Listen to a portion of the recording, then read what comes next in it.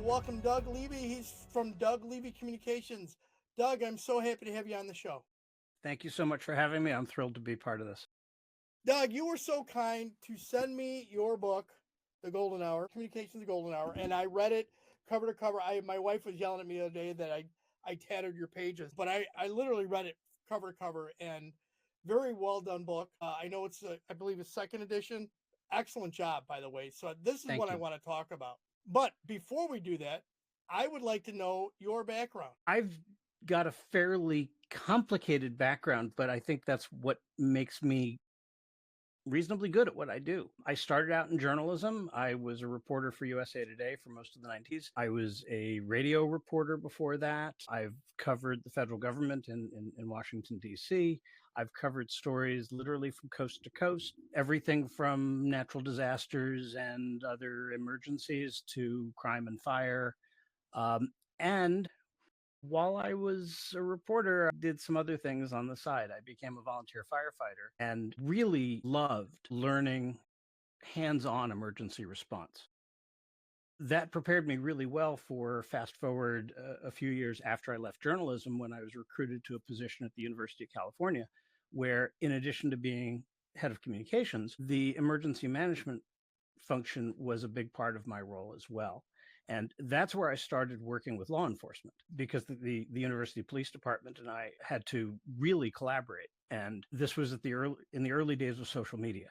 So it was very complicated, very challenging for that police department to communicate effectively with a very diverse community that wasn't 25,000 people sitting in front of a computer screen.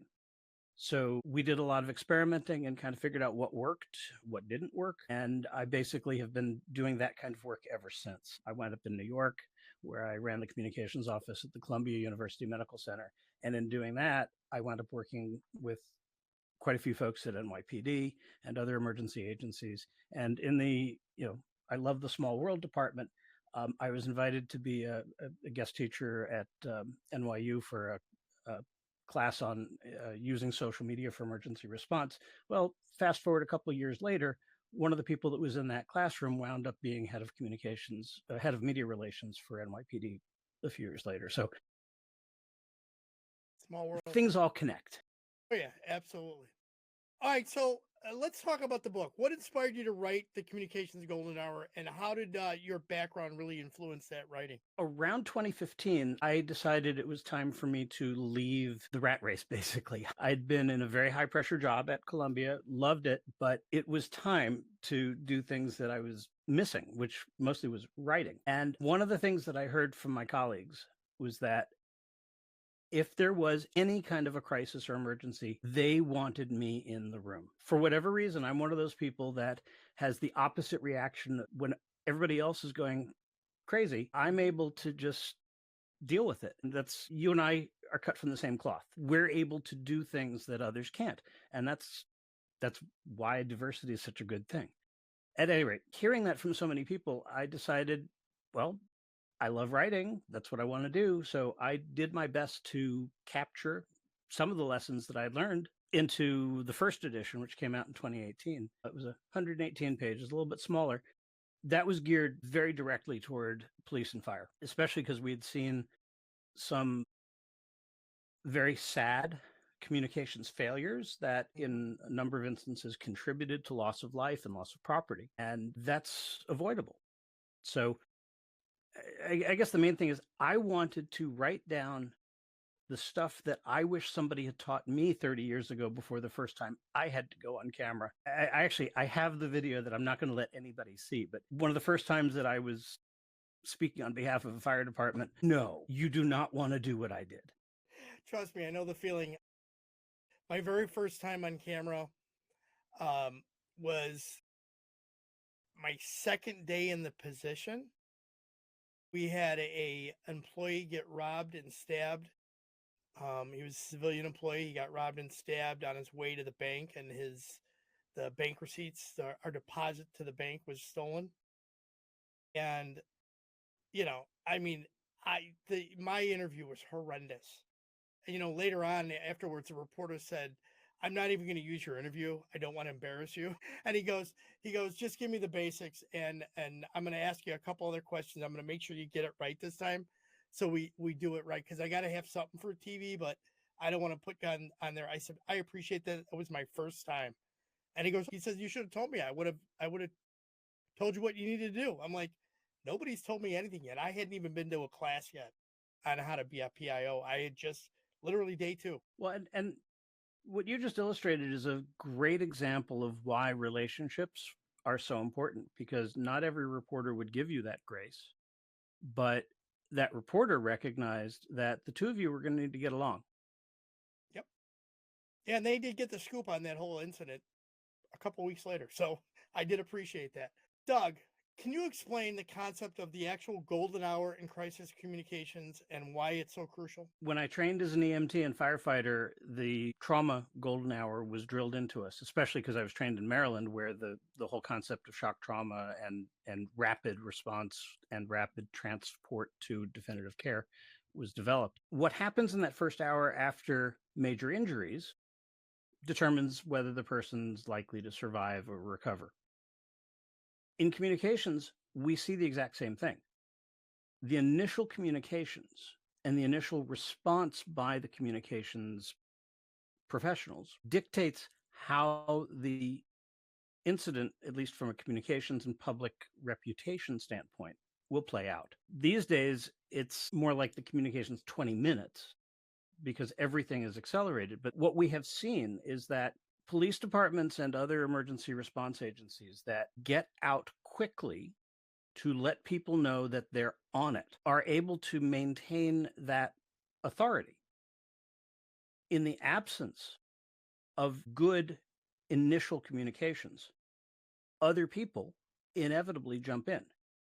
Many times well-intentioned, but rarely accurate. But whoever has the first information is more likely to have the media go to them. And in many cases, that's where residents and people who are at risk will turn, thinking that person is knowledgeable, maybe even knows more, or perhaps the authorities are holding stuff back that they know. It's critically important that even if you don't have specific information, just letting people know that you're on it, you're responding, and that you're going to have an update, that alone makes a huge difference.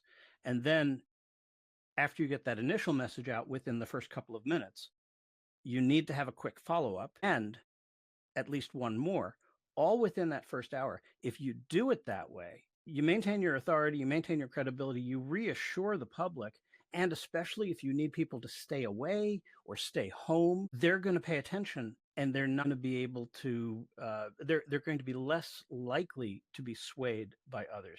And we've seen some great examples of this. The NYPD, it's a huge department. There's lots of good and some not so good. But one of the things that they've really, really gotten good at is that rapid, definitive information. I've seen them put out pretty solid statements about what's going on in 20 minutes. And they'll do a full-on briefing in less than 2 hours often.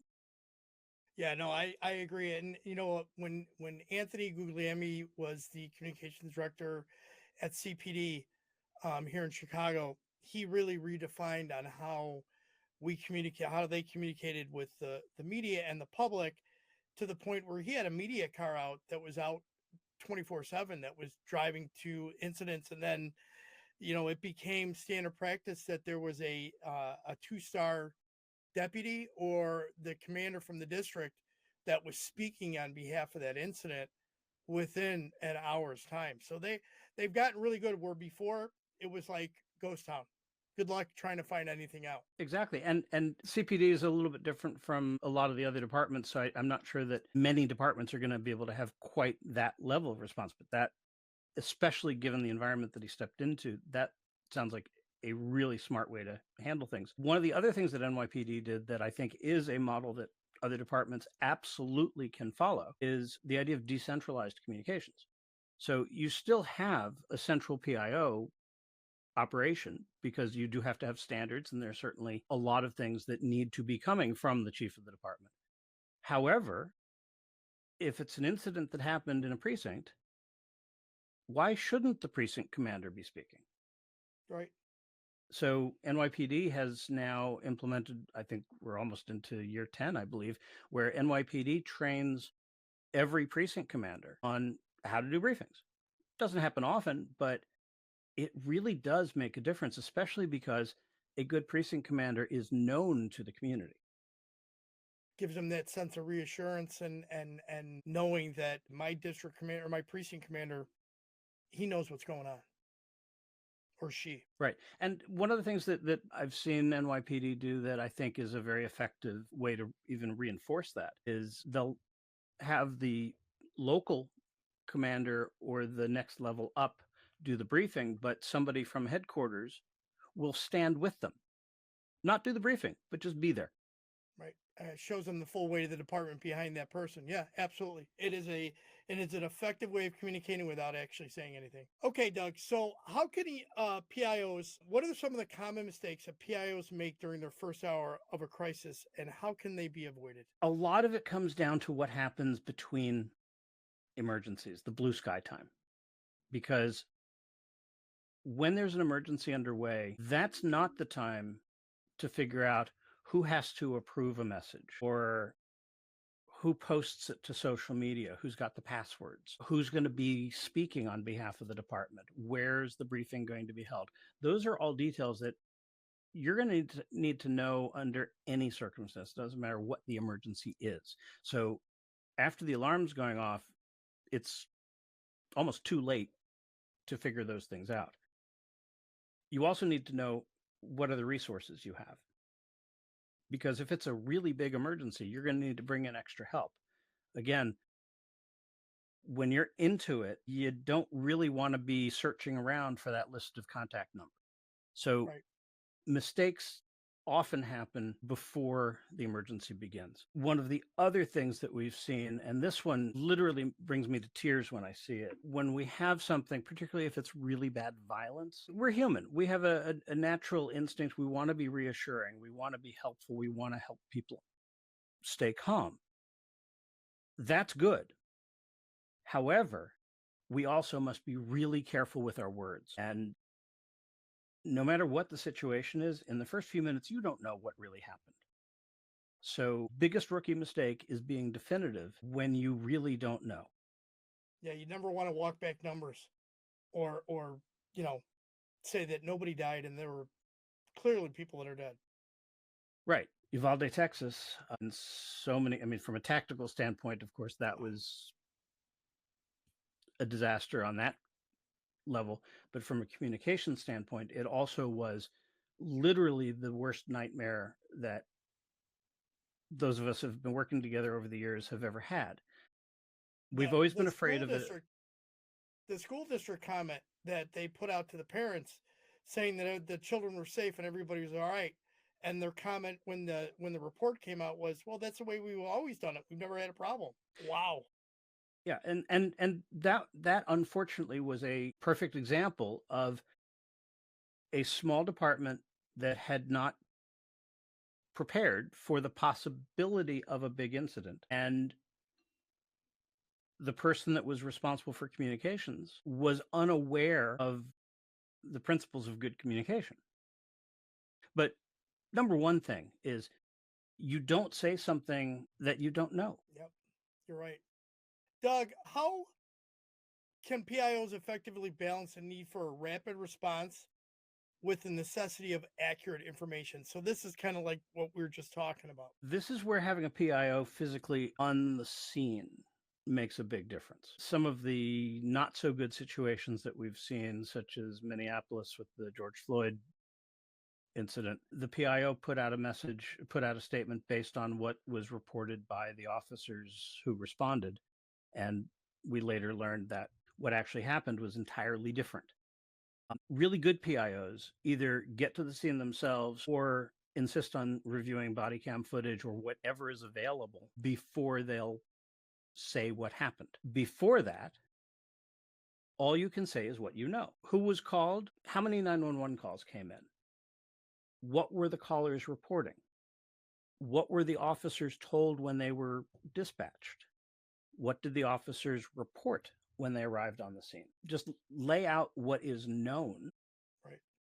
while you're figuring out the details. And this is also where, as frustrating as it may be, it's very important to be clear. If it's an early statement, you can say, we're just got here, we're figuring out what's going on. This is why we're investigating. We want to know, if you're asked a question like, how did this happen? We want to know that as much as anybody else. That's why we're doing an investigation. And when we have information we can share, we'll do that. Right. There was just a shooting here in Doug here in Chicago yesterday. 8 people shot, 2 found dead, 1 died later on at the hospital. Within the hour, they had a 2-star deputy with the commander and the detective commander talking to the media. And the first thing that the reporter's asking the question, "Do you know a motive?" We're still too early in the initial investigation to give that information yet. We don't have that yet. We're still investigating. And that was their comment on a lot of stuff. A couple of reporters actually got frustrated, but it was an hour into 8 people being shot with 2 known dead. I mean, there's not a whole lot you're going to be able to give out at that point. And how many times have we seen incidents that appear to be one thing, and then when the investigation's conducted, you find out that it was really something very different? And especially on things like motive, who was the aggressor, all that stuff, those are details that don't have an immediate impact on public safety. And the consequences of reporting something that turns out to be wrong are pretty significant, both for the public safety and if there are people who are charged. What you say can have a big impact on the outcome of the trial. It might even interfere with the charges. Right. So I think one of the other sort of general mistakes that I've seen, and this is, I don't want to be stereotyping, however, I've tended to see this in smaller jurisdictions where the chiefs may not have had as much training, college, and so on. There is a very strong tendency to declare who's right, who's wrong, talk about the bad guys and so on.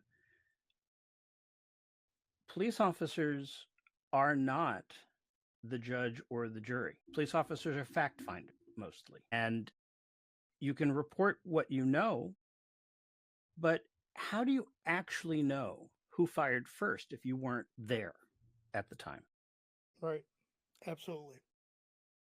Doug, what role does social media play in modern crisis communications? And obviously, PIOs are using it, but how should it be utilized effectively? So I've spent a lot of time the last few weeks looking at media consumption data and how people get their news, because this has been changing over time, obviously. But if I go back over the last 30 years, it's completely changed. And in fact, in the last 5 years, the change has been more dramatic than I've ever seen before. Social media is the media.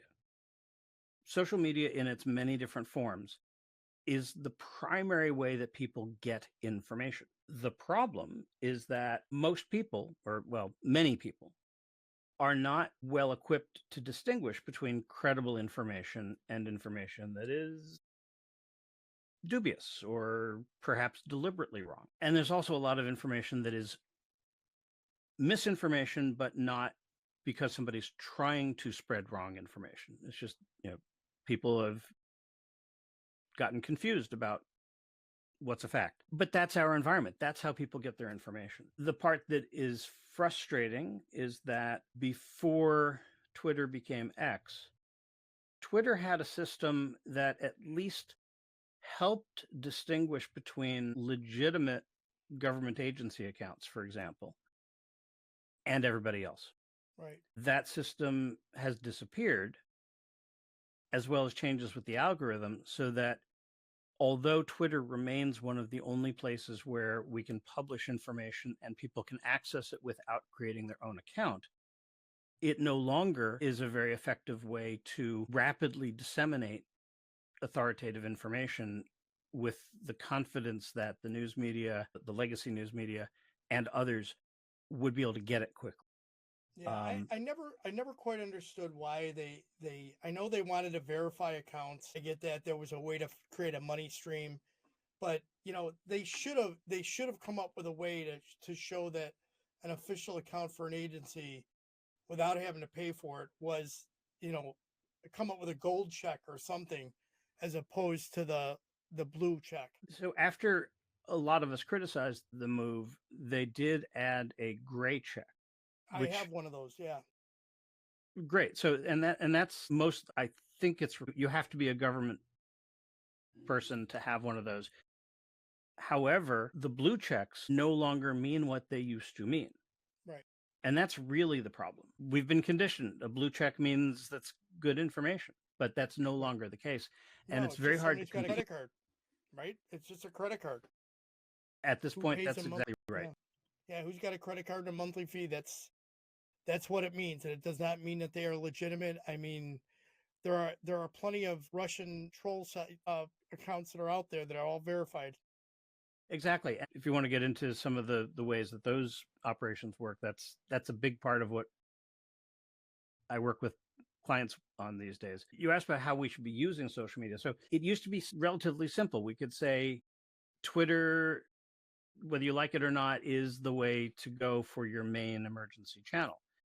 That's no longer a valid guidance, although in many instances it's the best we have. So it may be the right decision for some agencies. But there's a lot of other platforms. There's Blue Sky, there's Threads, there are people who put together big WhatsApp groups and so on. What's important is that each agency has to figure out where are the people they need to connect with. Right. Personally, I feel very strongly that it's not okay for government information to require people to set up an account, especially if it's something they have to pay for. And we don't have a perfect solution for that. Blue Sky is emerging pretty rapidly as a possible alternative. Instagram Threads is promising, but you have to have an Instagram account. So I mean, those are gates that keep people out. And we have to be really careful about that. Blue Sky is kind of hard to navigate as well, especially because it's grown so quickly just in the last few weeks. But it's encouraging. But there were other platforms that came out that we tried, maybe used for a few weeks, and then they fizzled. There's a lot of variables here. So I think for PIOs, the thing to know is that it's going to constantly change. So what works today may not work tomorrow. Absolutely important is that you must understand who your community is and how are you going to reach them. It's not going to be, I mean, it's never been easy, but it's going to be harder than it was even 2 years ago. And maybe you do need to set up your own social media feed that's on your own website. That could work. But who in your community can access it?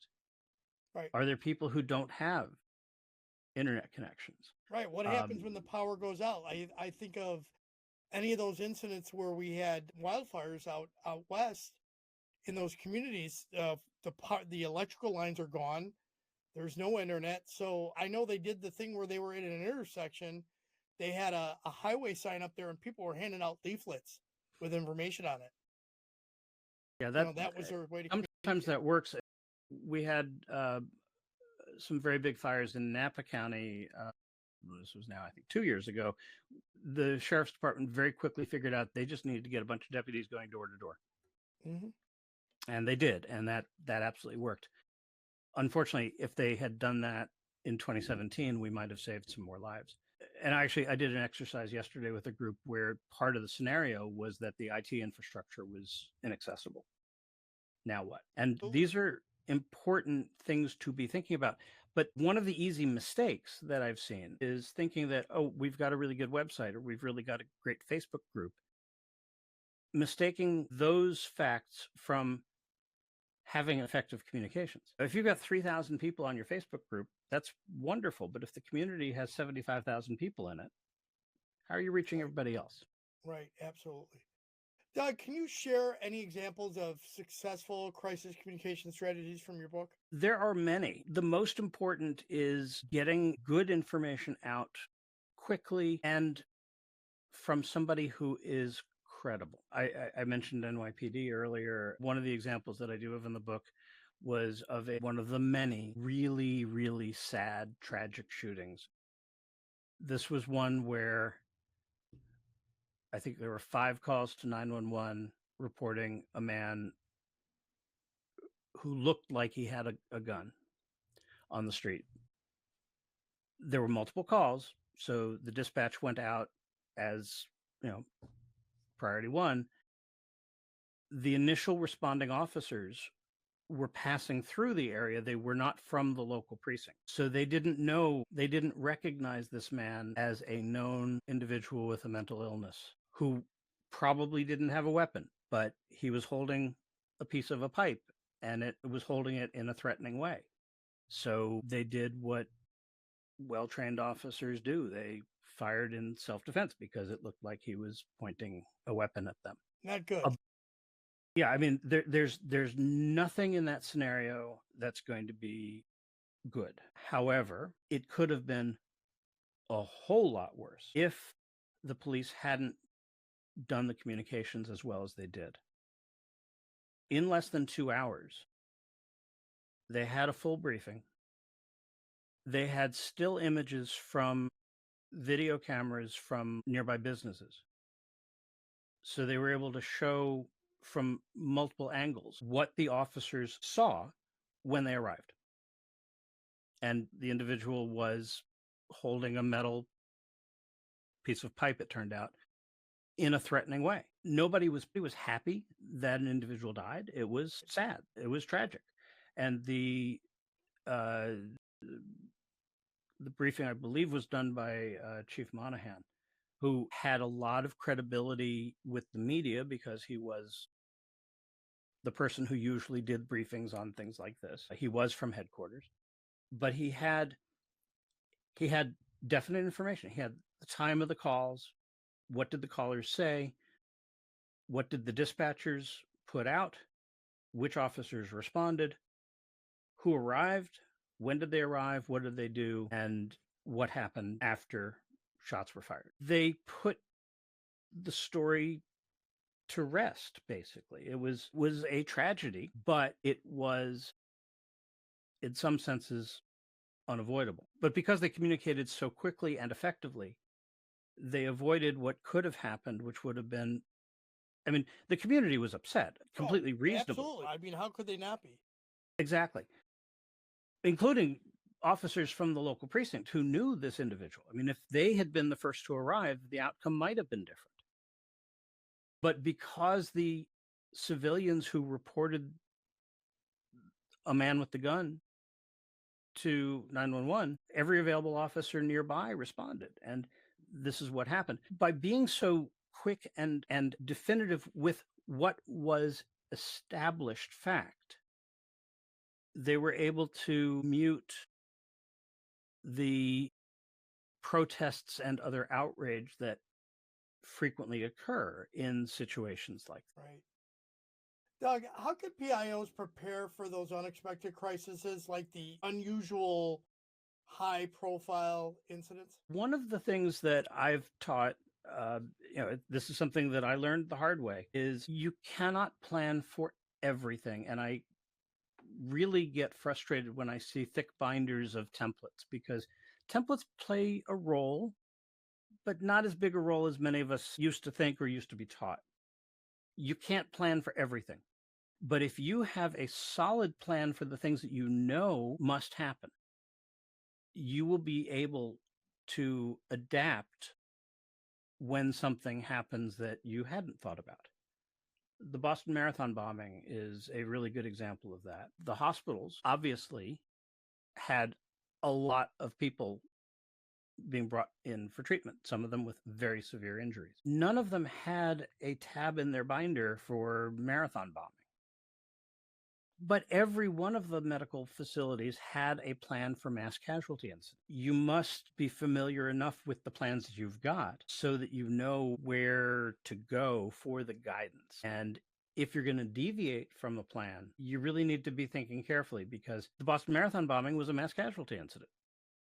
It had some nuances, but fundamentally, it was just like any other event where everybody was busy, the facilities were overwhelmed, nobody had time to do anything like talk to the media.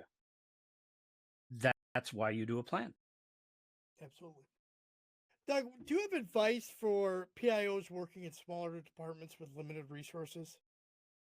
Get to know your colleagues at other departments. The best examples of good communications in bad situations almost always include when somebody from a neighboring jurisdiction just shows up because they know you're going to need help. I remember when I was a medical center communications person, and we had a mass casualty incident. It was a train wreck, and it looked like it was going to be bad.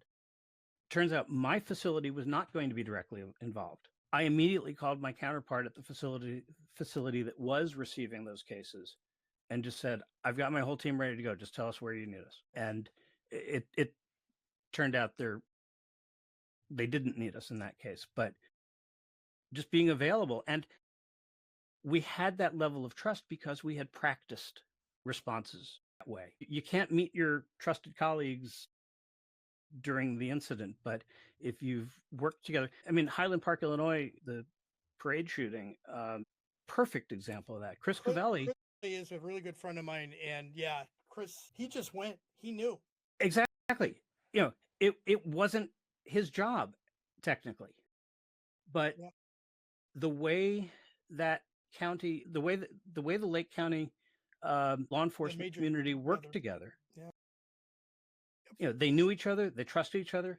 When he showed up at the command post, they let him take on the role because they needed the help, and he was good at it, and he really was good at it because he understood who else was there to help too. Absolutely.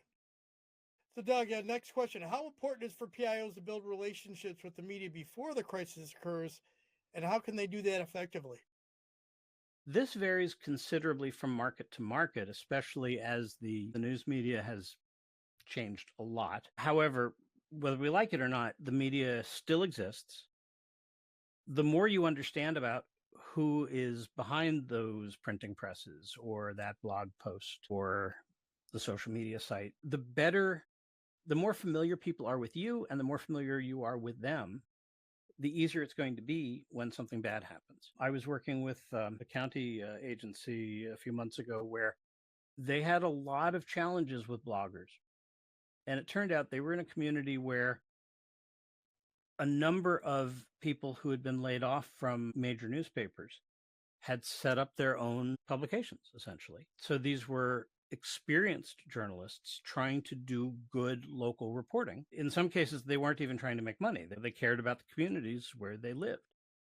Well, understanding that that was the motivation behind some of these bloggers was really important, because that's very different from some of the folks who now run newspapers. For example, in a community not far from where I live, one of my friends noticed that the local newspaper was not reporting on some kind of not good things happening with a major development that was being proposed. Turns out the developer bought the newspaper. Huh, wow. As a PIO, you need to know that. Yeah, absolutely. Wow. And again, the relationships are important because the truth is most journalists and even most citizen bloggers, whatever you want to call them, they care about the community. They're not trying to do harm. They often are misinformed or misunderstand. If you get to know them, you at least have a shot at getting things right. When I first moved to New York, one of the reasons I was recruited to the job that I was in was that the medical center where I was working had been getting beaten up pretty badly by one of the major newspapers. So one of the first things I did was I called up the reporter that was writing all those bad stories. And I said, hey, I'm new. Let's meet for a cup of coffee. Turns out my predecessors had never done that. Yeah, I always met with my reporters when I got into a new jurisdiction. I always had a meeting with them or sat down with the news directors, sat down with the editors to talk about things and just to kind of get them on track with the way I like to do things and to find out what they're used to. Another thing that you can do, and I'm sure you've done this, is that especially if you're in a major market where you've got some significant media outlets, invite the media to participate in some of your practice drills. Not every reporter is going to be willing to do that, but find a way to educate the media about what will happen in a big incident so that they're not confused when something happens. And it's like, under what circumstances does another agency come in and take over the investigation?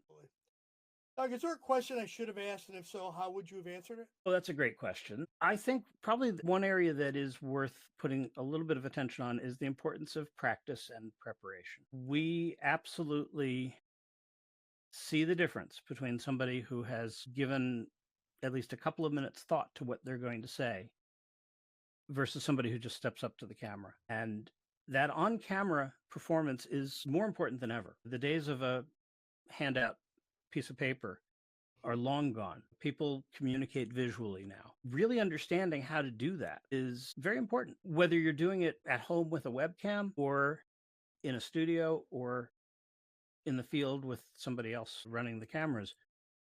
There's different ways to set up in each of those. There's different ways to react, and there is no replacement for practice. I cannot agree more. Practice is very important.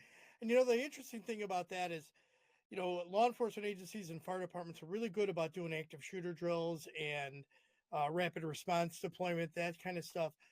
Where really do I ever see agencies incorporate their PIOs into the whole scenario and do this? I was lucky enough to be part of an evaluation process for Cook County Department of Homeland Security and Emergency Management, where they had a virtual communication center set up, and it basically was every agency in the county was represented there, and they had a complete scenario set up where tornado came through, went around 15 or 20 miles through multiple communities, and they had news stories that would pop up, and then you had to react to that. And those are the kinds of trainings that PIOs need. Absolutely. The idea that a PIO would not be involved in SWAT team drills and so on just kind of boggles my mind, because the public information, there's a reason that FEMA puts the PIO at the top level of incident command. We play a strategic role in every respect. In many cases, we find things out before everybody else. Yep, absolutely. And that's hugely important. I've seen so many incidents where the PIOs clearly are not in the loop, and that's not a good thing. It's not a good thing in any respect. It complicates things when you need to have everything buttoned up and nailed down in advance. Absolutely.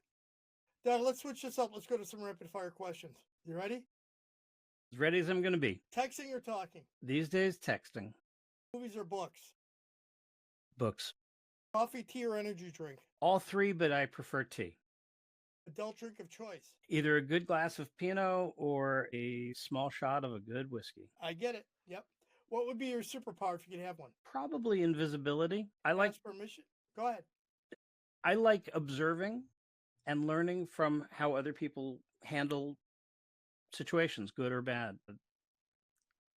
Being a fly on the wall would be great. Nice. Ask permission or beg for forgiveness? Usually beg for forgiveness. That's how I've gotten a lot of good things done. PIO way. What place do you most want to travel to? Tough call. It's between Montreal or Japan, both great cities that I've been to many times and would love to spend more time. Excellent. What's your favorite way to relax after a long day? Either listening to some good music like 1980s rock and roll or sitting down with a book. If you could choose to have coffee with any historical figure, living or dead, who would it be? I think Leonardo da Vinci.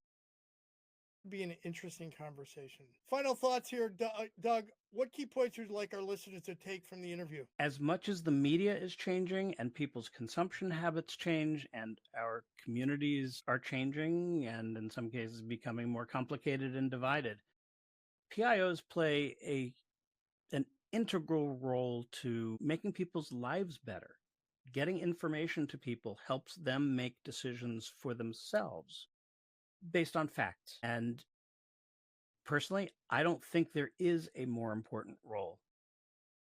If you embrace it and understand the potential impact and recognize that things are constantly changing, there's a lot of work to do, but we're in a great position to do it. I agree. As we wrap this up, is there a piece of wisdom or a motto that you live by? Something that works every time is put yourself in the shoes of the people you're speaking to. What would you want to hear if you were in their position? Excellent. Doug, if people wanted to get your book, The Communications Golden Hour, where can they get it? It's available on order from virtually any bookstore in the United States or from Amazon, Barnes & Noble online, or they can come to publicsafetypress.com and, or actually my own website, douglevy.com, and order it any of those ways. Some of that into the show notes so everybody can find it.